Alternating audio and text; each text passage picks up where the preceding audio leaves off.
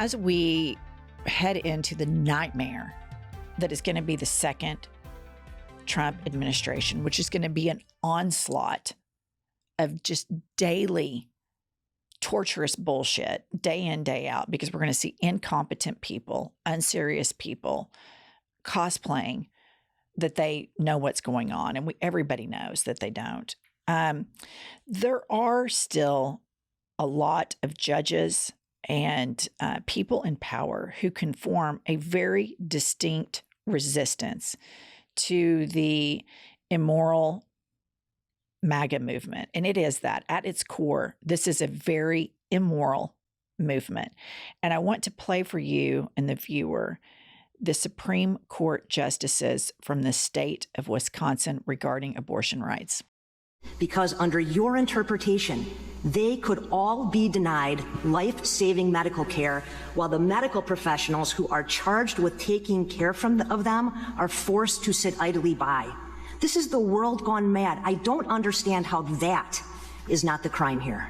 Under your interpretation of 94004, there would not be an exception for sexual assault or rape, correct? I believe that is correct, unless it was necessary to save the life of the mother. There would not be an exception for incest, correct?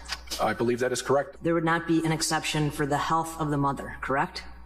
I believe that's correct. There would not be an exception for fetal abnormality, correct? So it would probably depend to the extent of the fetal abnormality. Just to be clear, a 12-year-old girl who was sexually assaulted by her father and as a result became pregnant, under your interpretation of 94004, she would be forced to carry her pregnancy to term, correct? That would be correct. Okay, so in that case, a child would be forced to deliver a baby. How about a woman who is a college freshman here at the University of Wisconsin-Madison? She is sexually assaulted and is charged as a third-degree sexual assault. If she became pregnant as a result of the sexual assault, it would be illegal for her to obtain an abortion, correct? It would be illegal for a doctor to provide an abortion to her in the state of Wisconsin, correct? And were she to obtain an abortion after quickening, whatever that means, the penalty under 94004 would be 15 years. It's a Class E felony, correct? I believe that's how it's defined, yes. Okay. But it would not be, she would not be subject to that penalty. I understand. Right.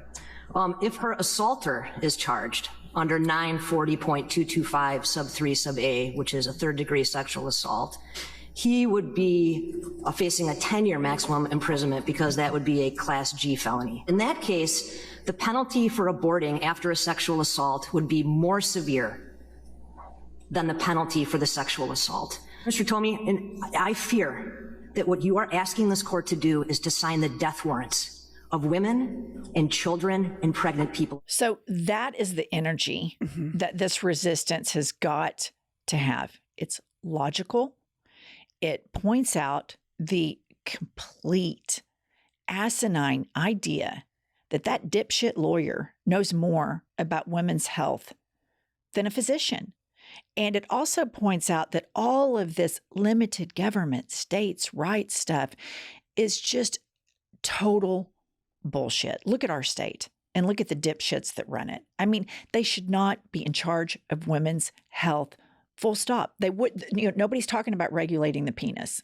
No, nobody's ever talking about regulating the penis, and that irritates me because I think it should be, if you want to regulate women's health, then we ought to regulate your ability to get an erection. And if it's God's will to have a baby, then it's God's will for you to have a limp dick. I stand on that principle.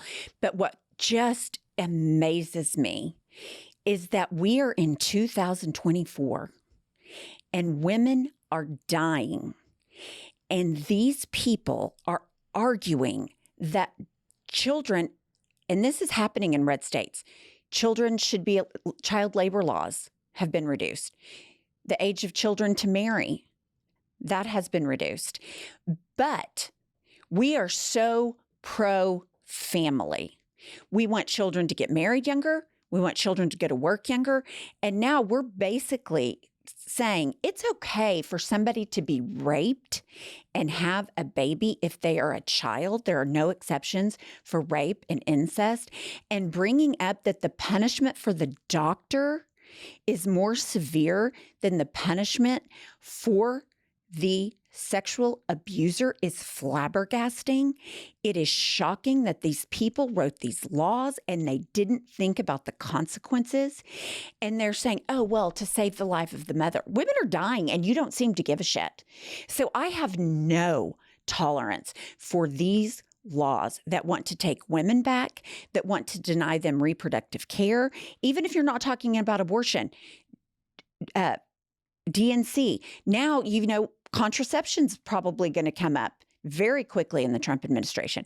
Then you've got IVF. Where does it stop? Where does the government regulation of women stop? And in my mind, there is no stop. And that's why all of the minorities, everybody who's not a white man needs to band together and form a coalition because we're all under attack. Every single one of us. Right. But we need to tell that to our white female friends that go out and vote against their own self-interest and against their daughter's self-interest. And that is just staggering. The internalized misogyny, and every father that has a daughter that can go out and vote against her reproductive rights is just, it's really a moral shortcoming. And I blame a lot of this on religion, and I blame a lot of it on the right-wing media echo chamber. And what the right wing does is they do a really good job demonizing something. Right. Like they demonize woke. Woke, woke, woke, woke. These are woke policies. These are woke policies. They would say that this judge is woke. Right. And so what is our response to that? What is the left's response to that? And I think it is, the word's already out there. I think you say, yeah, if caring about women having privacy and the government being out of my life is woke, then call me woke.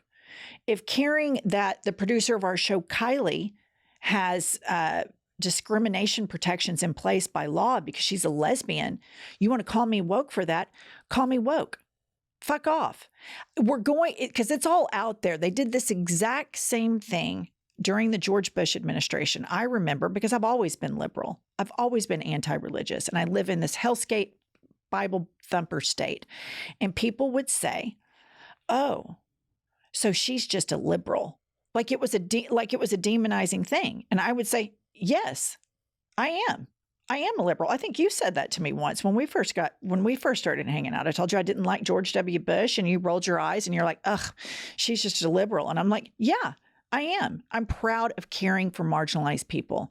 I embrace caring for marginalized people.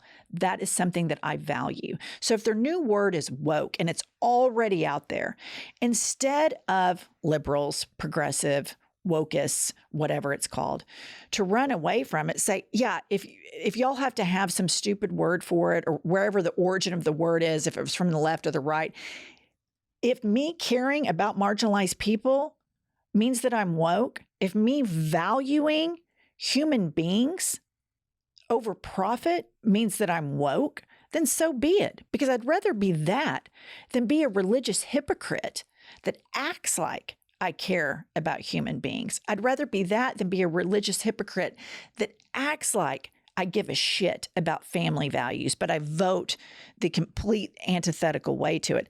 That's what I'd rather have. So I think that because all of this branding and stuff is already out there, what our thing is not, oh, we have to move to the center. I think that's a fatal flaw. I think you have to say, yeah, whatever.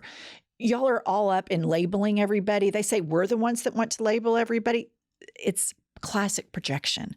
That's what they're doing. They're labeling everybody as woke. I'm like, okay, if that makes you feel better to call me that, then so be it. Listen to these judges. Listen to the resistance. Let's listen to this and see how it plays out, because that is the moral calling. What that judge just did, that is the resistance. That is the messaging that we need to implement moving forward in the second Trump term. I could not agree more. I think the judge was on point. I think the points you're making are on point. My question is, how do you deal with that in a society that doesn't value facts? I mean, that's where we are. People don't care about facts, period. They like conspiracy theories. They like to own the libs. How do we break through that shell? I mean, I don't know. I mean, I would think that you would have some insight in this because you came from that world where the worldview is presented to you and you just have to accept it. Is it fear? Did you feel fear before you became politically enlightened? What was for you personally? What kept you in that worldview before you started becoming enlightened and getting out of it? What is at the core of that? I think it was the indoctrination and the inability to critically think. And so when you're presented with an issue, you just immediately say, oh, well, that's not true, or that's how it is, or, that's wrong. And it's so in your mind that that's how it is because of the indoctrination that began as a child. So does the right-wing media echo chamber enforce the indoctrination? Yes. Confirmation bias to the indoctrination that you had as a child. Absolutely. There's Right. no question about that. So I'm thinking, what is a way to get into people's social media accounts, into their churches, into the spaces that they inhabit with facts? What broke in for you? This is what we need to know. Pain, Okay. going through life's pain, going to realizing that I had no coping skills to deal with the curveballs that life sent me based on the black and white thinking and the indoctrination, that didn't help me cope. And that so I would say probably in a nutshell, having to confront real problems with critical thinking versus magical thinking that, oh, well, I can pray about it and then everything's going to be fine. Right. And then having to dig deep and look at myself and my inability to mentally, emotionally, physically, or psychologically handle realistic life situations. I had to go outside of that indoctrination because those tools did not serve me. So by your logic, which I remember I was with you through that whole evolution, a lot of the stuff that these people are going to get thrown at them is going to cause them pain. Right. And break them down. So the second Trump administration, and we were saying this, and we've been saying this for the 2 years that we've had the podcast, I hate it that people have to have a personal experience for them to give a shit about other people. But sometimes that is what is required to break through, by no fault of anybody's, that they were indoctrinated by their parents and culturally indoctrinated into a lot of Republican thinking and cruelty. But when you feel pain, then you feel marginalized. And then you want to reach out and surround yourself with other people who know what real pain feels like, because it's comforting to know that other people got through it. Yeah, I would absolutely say that it's pain. That's how you get there. That's where enlightenment starts. Suffering, pain, that's when questioning starts. That's when you have to look at the bigger picture because it's personal to you. And it's a shame that's how it is. But And it's sad. It's sad because what we were voting for and what we're working for is to try to prevent pain. Right. But at the end of the day, a lot of people voted for this pain. And I think a lot of them like the cruelty. I think some people were like, oh, fuck it, I'll just vote for Trump again. But they're going to be the victims of this, particularly the working class. Mm-hmm. I mean, I'm under no grand illusion that they're going to come out and we're going to lift up working class people. I mean, it's just never going to happen under a Republican administration, but particularly to marginalized people, because every time I have seen since Trump's win, one of my gay friends, it feels so personal to them.